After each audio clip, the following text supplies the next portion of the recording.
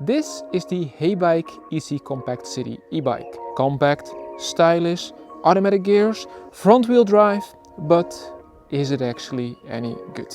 I've tested more than 50 e-bikes on this channel and today I'm putting this one to the test. With hill climbs, comfort, speed and so much more.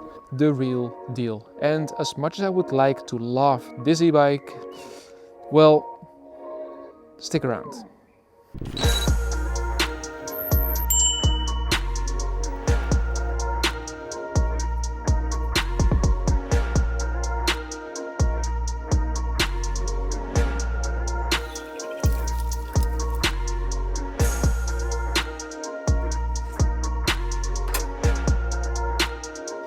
Let's start with what we're getting here.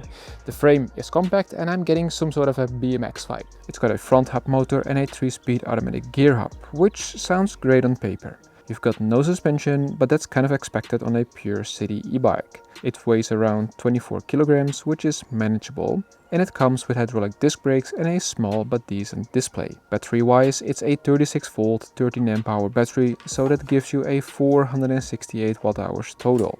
Not huge, but enough for most short trips. So for the very first few meters, you immediately feel the torque sensor kick in, but at the same time you also hear the terrible engine noise. The ride itself is smooth, but don't expect any kind of lounge power. No suspension means you really got to feel those cobblestones or rough bike terrain, although the 20 by 2.4 inch tires help a little with shock absorption. On flat city roads it rides fine, but if you're in a place outside the Netherlands, yeah, you feel every single bump.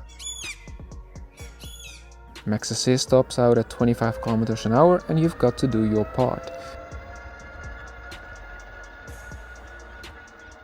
Now it's time to discuss the automatic gear shifting and how that plays out in real life. On flat roads it's okay, you accelerate, the bike shifts up and it rolls pretty smooth. But the moment things get challenging, like going up a steep bridge, it kind of falls apart. Mid-climb, the bike decides, now it's a great time to shift up, right when you need the torque the most. It makes it harder.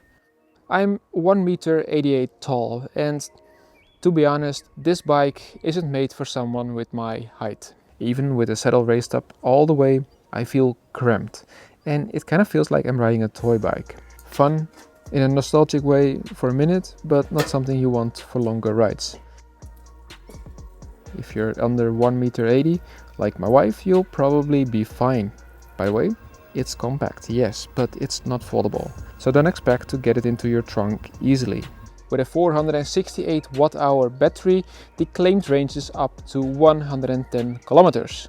In reality, you might get it with eco mode on flat roads, in warm weather with no wind and with someone less than my 80 kilograms.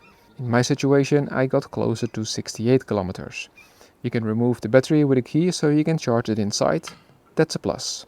Charging took me nearly 7 hours though. Against wind, I was pushing to hit the 22 kilometers an hour mark. If you stand and pedal, you can help it along, but this isn't a speedster. It's very much like a chill commuter bike. The display is small but readable in sunlight. It does what it needs to do. The app though, it's rather basic. It connects easily via Bluetooth. No issues here. You can see your speed, battery percentage, total mileage and toggle a few settings. But that's about it. The app is pretty basic. No way to adjust the motor sensitivity or power levels. Would have been nice if they added a bit more smart functionality, especially since they advertise it as part of the experience. When the bike arrives, it's mostly assembled, which is great. So in the box you get the bike itself of course, the front wheel, a charger, a small toolkit, pedals, the manual and a phone holder, which is a fun little bonus. As for assembly, if you've done this before, putting the front wheel and pedals on should take you around 10 to 15 minutes. Start by locking the handlebars into place with the 4 bolts. Next, attach the front wheel and tighten the nuts securely. Then screw in the pedals. Attach the mudguards and you're almost there.